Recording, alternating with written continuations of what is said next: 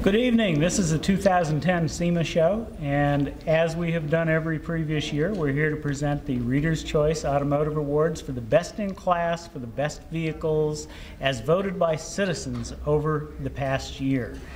There are a number of automotive awards in the country, and there have been awards since vehicles were first produced. These have been bestowed on the industry by writers, by newspapers, by associations, like the Texas Auto Writers Association, the Midwest Automotive Media Association, and even operations such as J.D. Power for quality and various things like that. This, however, was the first contest that was created specifically for consumers across the United States. And those are really the most important people because they vote with their wallets. They go to the dealerships, they buy cars, they buy trucks, they buy SUVs. They're what make the members of our industry differentiate themselves from everyone else, and they're what make every company do better year after year after year.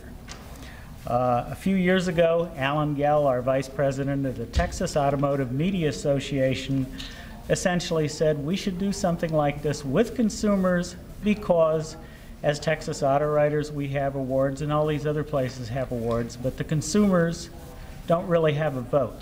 Their only vote comes at the end of the month and the year when sales figures are announced. But let's see what they think, because not everyone can afford the vehicle they specifically like.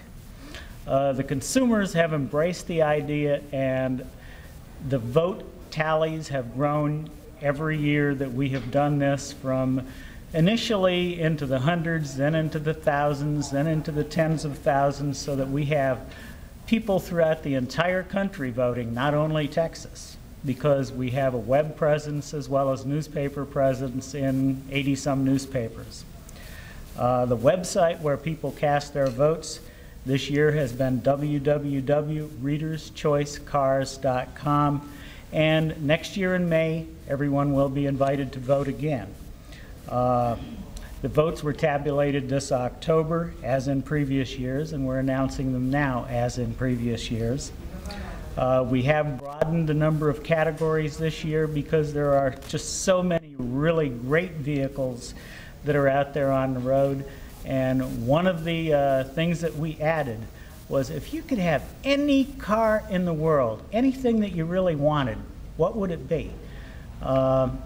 You know, we thought about Ferraris, we thought about Bentleys, we thought about Rolls-Royce, we thought about a lot of things, but the answer to what everyone really ultimately wanted might surprise you. And here is the vice president of the Texas Automotive Media Association to talk about that dream car for everyone and to review some of the other selections that were made this year.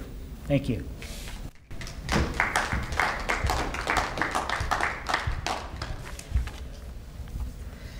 Well, Except Krover.